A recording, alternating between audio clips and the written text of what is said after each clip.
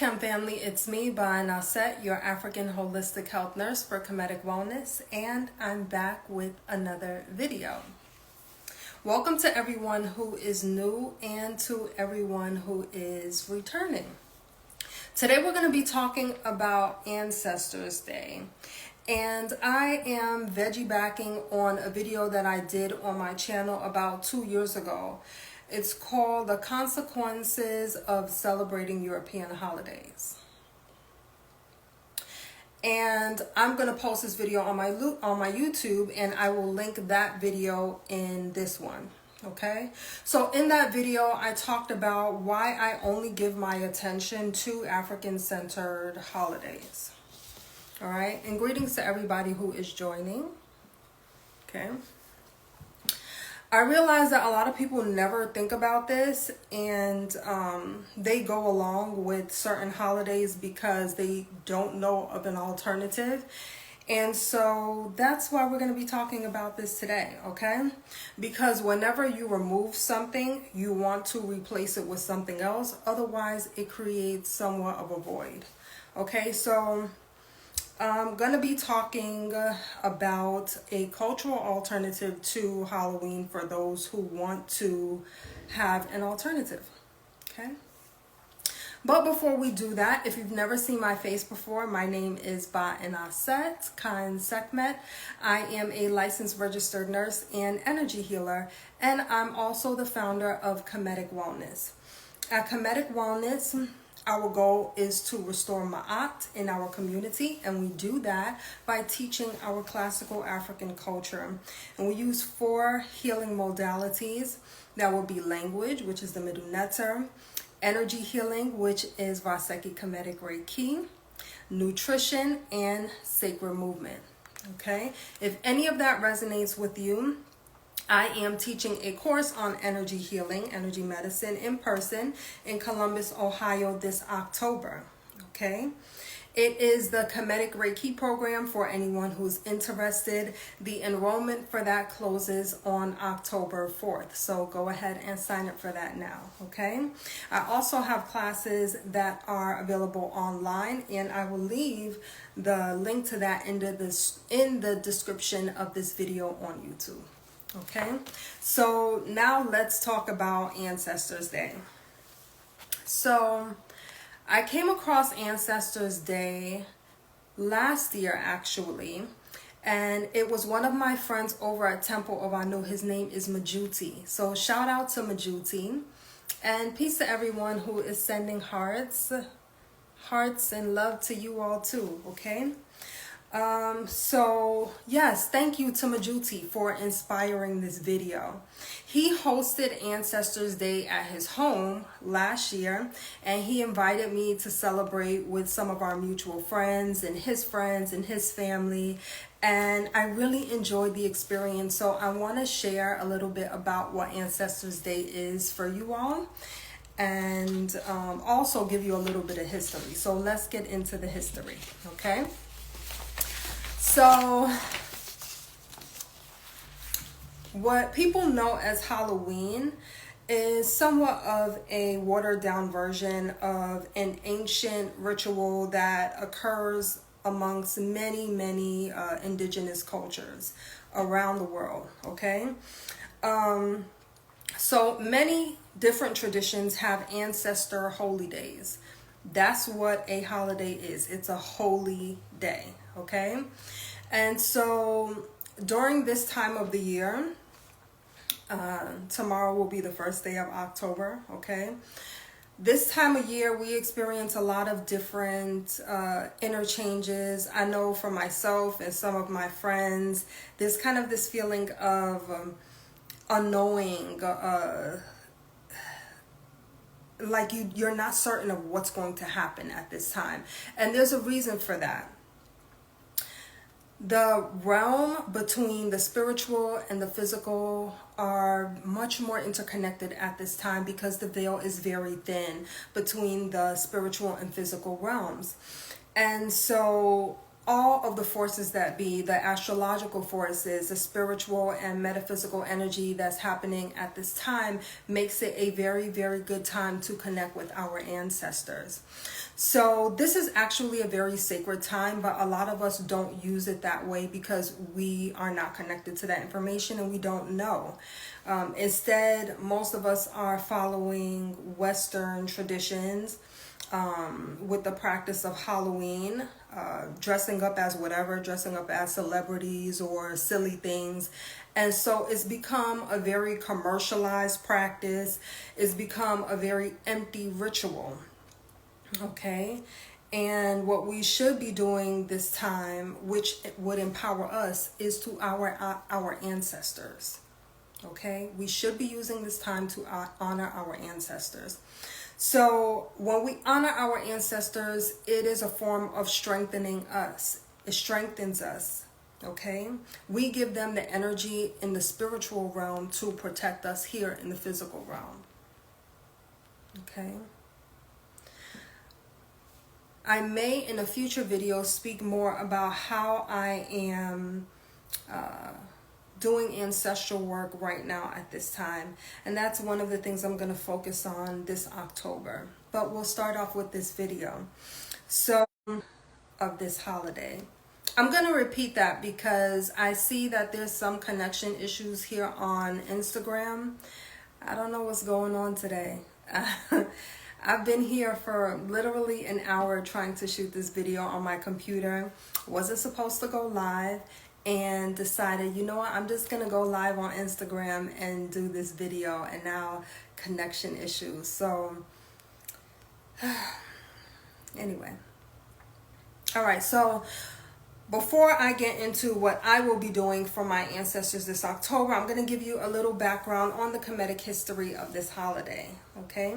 So in ancient Kemet, there was a celebration called the Beautiful Festival of the Valley, okay? And in Medu Neter, this holiday was called Heb-Nefer in Inet. Heb-Nefer in Inet, okay? And it was celebrated around this same time of the year. It was celebrated during the second month of Shemu, which is the harvesting season. And it was celebrated during the new moon. And if you correlate it to our calendar, it was the 10th month in a 12-month calendar. Okay, so around the same time of year. And it was celebrated during the second golden age of Kemet, which is known as the Middle Kingdom. Okay. This celebration took place at Waset, which is known currently as Luxor, under the reign of the great female ruler by the name of Hatshepsut Aman. And this was a time where the Kemetiyu would celebrate their loved ones, their deceased loved ones. They would visit them. They would bring them gifts. They would bring them offerings. Okay. So this was a huge procession. Okay. The Beautiful Festival of the Valley. It was a huge procession. They would take the statues of Amen, Mut, and Kansu across ships. Okay, across a ship on the Nile from the east bank of Kemet, where the Karnak temples were, to the west bank, where the mortuary temples were. Okay, and this is important because Amen, Mut, and Kansu were the trinity or the triad of Waset. Each town had their own triad, their own trinity of deities that would protect the Nasut, the ruler, and also the people of that town. Okay. So during the procession across the river, the townspeople would throw their offerings. They would offer flowers, food, different types of food, bread, meats, everything. And they would throw all of these towards the boats. They would have these large offerings, and there was music, you know, the priests were there. They had dancers. They had all different types of artisans who were a part of the festival. Everybody participated. And once they made it over to the West Bank, and in ancient Kemet, the West was considered where the deceased would lay. Okay. All right. So once they made it to the West Bank, the Kemetic would take their food and their flowers and the offerings to the tombs of their deceased loved ones. And they would commemorate their ancestors and celebrate them and sit with them and eat with them and drink with them. Okay? This is how they celebrated and honored their ancestors. Okay? So it's important that you know this history so it makes sense as to how we celebrate Ancestors Day today. Okay? So this was the idea behind bringing back Ancestors Day as a way to replace empty Western cultural rituals. Okay? So the idea for bringing it back was really to have a holiday where our children could be culturally rooted. Okay, remember, your healing is in your culture. So generally for Ancestors Day, we make the kids the focus of the holiday.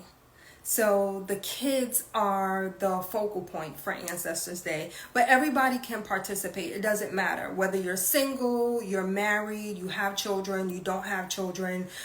It doesn't matter. Everybody can participate. And so the way that it works is that the children, or even the adults sometimes, but that's optional really, the children come dressed up as a returning ancestor. Okay, so this ancestor can be a part of their family, or it can be a cultural icon. And they should be prepared to speak about that ancestor. So each child has a turn to speak in front of everybody about the ancestor. They can say something small or large. And generally, the older the child is, the more prepared they should be for speaking about their ancestors. And the adults can also dress up and present just like the children, but it's optional. But generally, the adults do it as well, okay? This provides everybody an opportunity to speak the names of their ancestors, which is how we honor them, which is how we empower them and also empower ourselves. And we highlight our ancestors for their good work, okay? So when you do this, you want to have an altar that is set up, okay? After the presentations, we present the ancestors with food and offerings, similar to how they did it in ancient Kemet at the beautiful Festival of the Valley. And you want to make sure that you bring an offering, okay? So be as thoughtful as possible with whatever it is that you bring, whether it's flowers, it could be something that your particular ancestor likes, something that makes sense for the ritual, okay? We also burn ancestor money. Now, some people like to burn ancestor money, but I like to use real money. Okay? Everybody is going to have an opportunity to say their prayers and also to pray for their ancestors. Okay? After the ceremony, everyone eats and plays games together. So we would normally have, like at the Ancestors Day that I participated in last year, there was some good Ethiopian food. So it's going to be nice, healthy, usually African food, okay? And we also have fun games. So we played Taboo together. We played the Wari game. If y'all don't know what Wari is, it's like an ancient African game. And there's another game that I'm sure they're going to play this year if I'm not able to make it there. And I hope I am. But there's a game that some of my friends over at the Temple of Anu came up with recently. And this is the game. And they don't know that I'm doing this, but I'm going to share it anyway because they're always very supportive of me. So I'm going to share their game. And this game is called Oos. Oos, right? And it's AUS, okay? It stands for Ankh Ujasaned. So it's pretty much like the cultural alternative. So I'm gonna, okay, so now it's back. All right. So what I was saying is that this is basically like the cultural alternative to Uno, okay? It's called Oos.